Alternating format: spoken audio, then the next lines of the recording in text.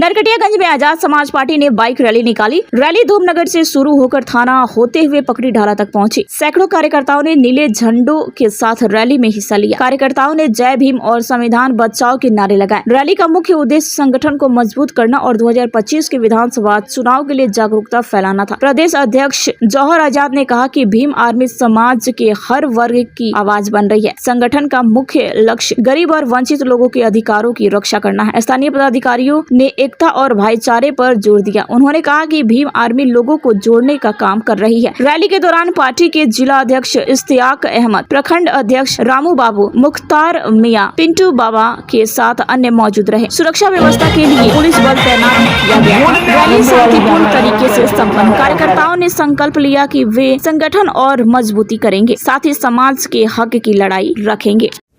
देखकर बहुत अच्छा लगा, खास के चंपारण की धरती जो खुद में क्रांति की धरती रही है। आज़ादी के समय से, आज़ादी के आंदोलन के समय से क्रांति की धरती, और इसीलिए ये यात्रा चंपारण से शुरू किया गया। बघा में कल था, आज नरकटियागंज में था। तो चूँकि आप देख रहे हैं कि जिस तरह से बिहार में सिर्फ लूट के अलावा कोई भी दूसरा काम नहीं हुआ। लगातार सरकारें बदली लेकिन व्यवस्था परिवर्तन नहीं हुआ। ऐसे में शोषित वंचित समाज पूरी तरह से भाई चंद्रशेखर आज़ाद जिससे उम्मीद लगा के बैठा है।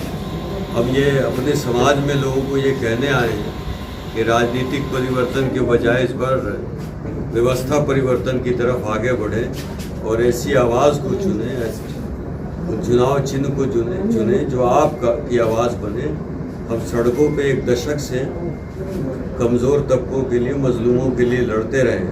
अब समय आ गया जब हमारे लोग ये चाहते हैं कि हम संसद में आवाज़ बने। अब विधानसभा में भी बिहार के मजलूमों की, कमज़ोर तबके की, किसान की, युवाओं की, छात्र की, सबकी आवाज़ बने।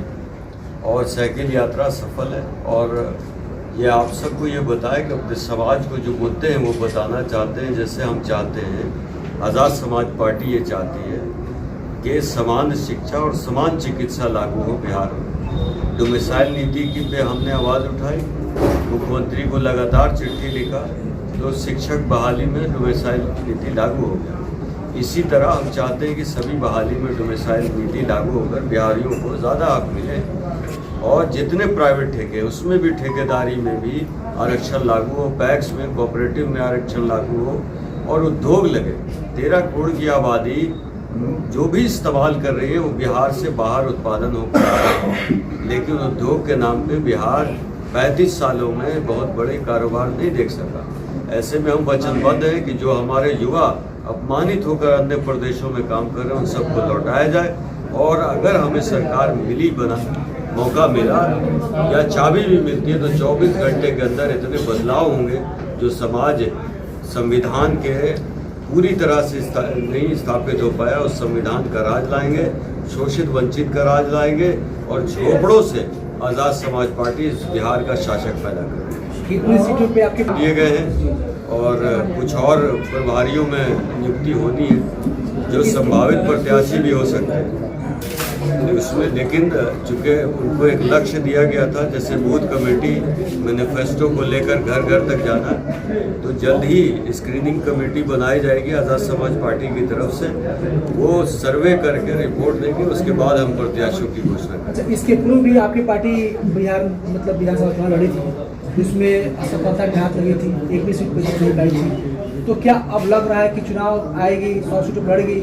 कितने सीटों पर चुनाव जीत सकती पार्टी? हम विश्वास इसमें करते हैं कि पहली बार हारने के लिए मजे से हारे, दूसरी बार हराने के लिए और तीसरी बार सरकार बनाने। तो इस बार बहुत बड़ी संख्या में सबसे ज़्यादा जो रिजल्ट चकित करेगा वो आज़ाद समाज पार्टी करेगा। क्योंकि भीम आर्मी और आज़ाद समाज पार्टी जब मजलूमों पर अत्याचार होता है तो आप पूछ लीजिए समाज में कि पुलिस से पहले हम लोग याद आते हैं, हमें याद किया जाता है। तो इस बार रिजल्ट अच्छा होगा।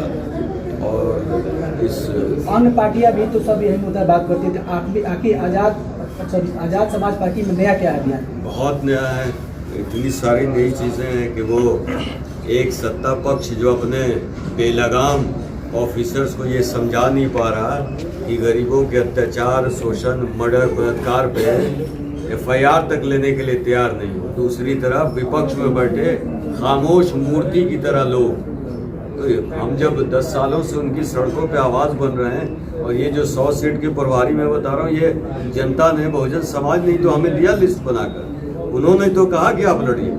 अब ये बताइए कि अत्याचार और शोषण हो रहे हैं, मर्डर, हत्याएं। आप तो पत्रकार हैं, आप बताओ, मैं यहाँ बैठा हूँ, 2 हत्याएं हो गई होंगी, 4 हत्याएं हो गई होंगी। इसको सामान्य घटना बनने के लिए सरकार का और विपक्ष का खामोश होना।